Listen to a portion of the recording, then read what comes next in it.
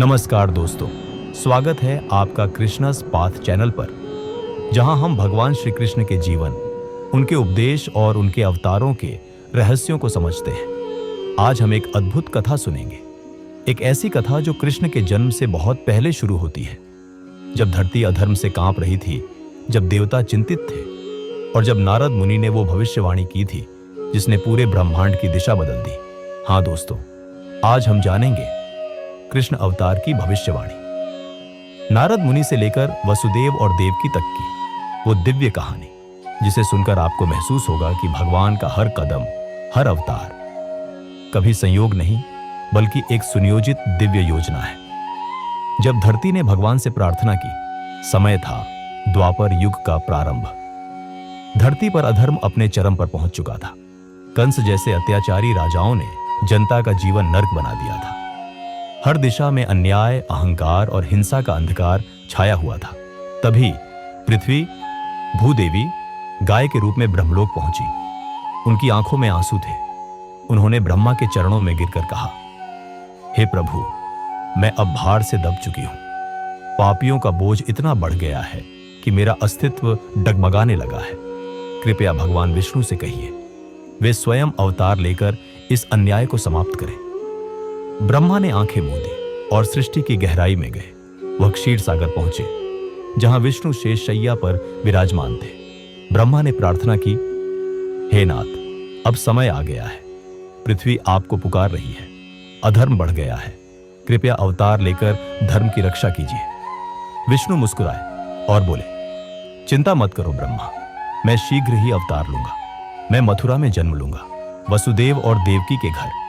यही वह क्षण था जब ब्रह्मांड में एक नई ऊर्जा जागी। देवताओं ने प्रसन्न होकर घोषणा की, अब धर्म फिर से पृथ्वी पर लौटेगा। नारद मुनि की भूमिका, भविष्यवाणी की शुरुआत।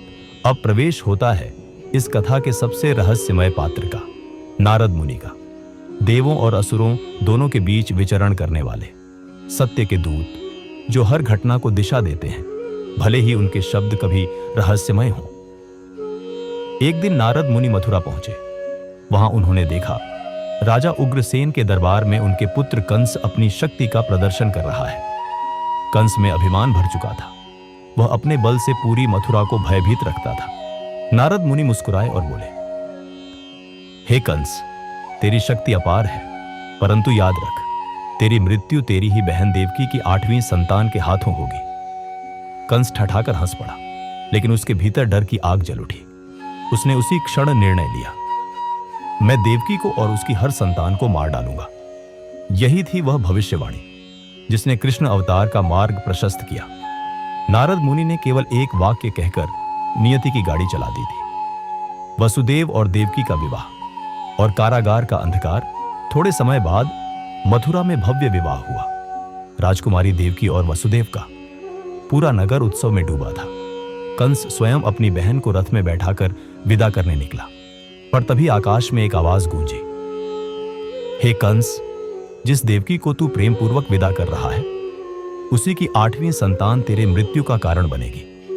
कंस का चेहरा बदल गया। उसकी तलवार निकली और उसने देवकी को मारने का प्रयास किया। वसुदेव ने कहा, राजन, देवकी निर्दोष है। मैं वचन देता हूं, उसकी हर संतान को तेरे हवाले कर दूंगा। कंस ने उसे कारागार में डाल दिया।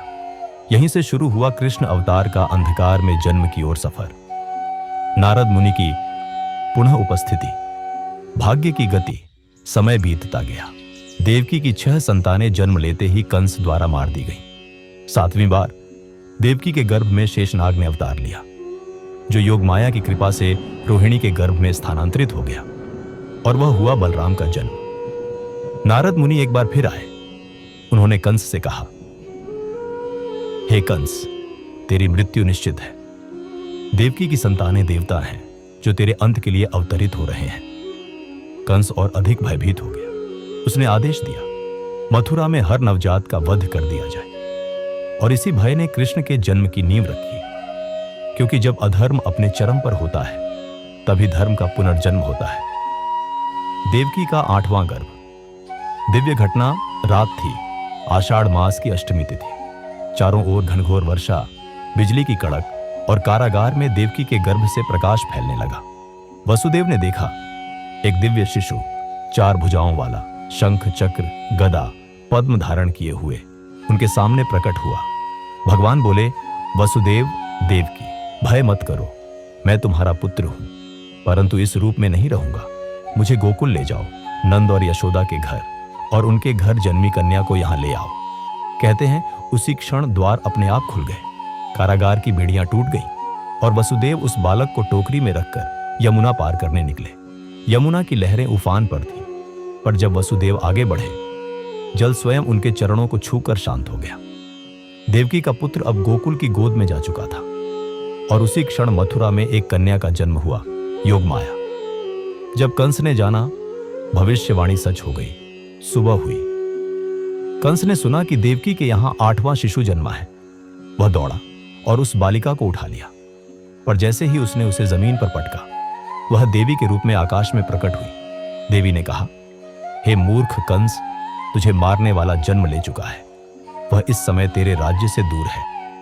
कंस स्तब्ध रह गया। अब उसे पता चल चुका था, नारद मुनि की भविष्यवाणी झूठी नहीं थी।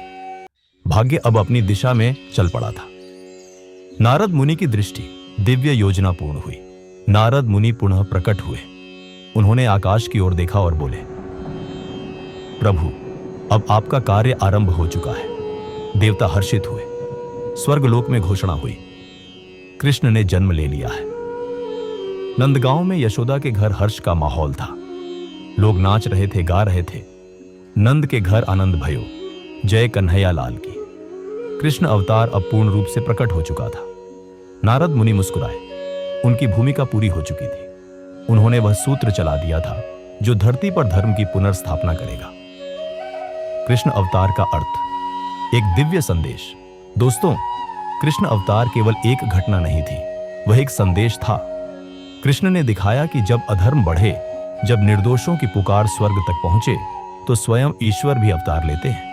नारद मुनि की भविष्यवाणी केवल भविष्य नहीं थी, वह कर्म का परिणाम थी। हर अत्याचारी का अंत निश्चित है, हर अधर्मी का पतन तय है, और हर युग में कृष्ण किसी न किसी रूप में लौटते हैं, कभी विचार बनकर, कभी प्रेरणा बनकर, कभी प्रेम बनकर। तो दोस्तों, ये थी वह दिव्य कथा, कृष्ण अवतार की भविष्यवाणी, नारद मुनि से लेकर वसुदेव तक। इस कहानी का संदेश स्पष्ट है, जब भी अधर्म बढ़ेगा, एक कृष्ण फिर आएंगे। पर याद रखना, कृष्ण केवल द्वारका के नहीं है, वे हर उस दिल में हैं जहां सच्चाई, प्रेम और साहस बसता है। अगर आपको ये वीडियो पसंद आई हो तो कृष्णस पाथ चैनल को सब्सक्राइब करें और इस संदेश को उन लोगों तक पहुंचाएं जो अपने जीवन में ईश्वर की कृपा पर विश्वास खो चुके हैं। क्योंकि कृष्ण का वचन है, जब जब धर्म की हानि होगी, मैं अवतार लेकर फिर आऊंगा।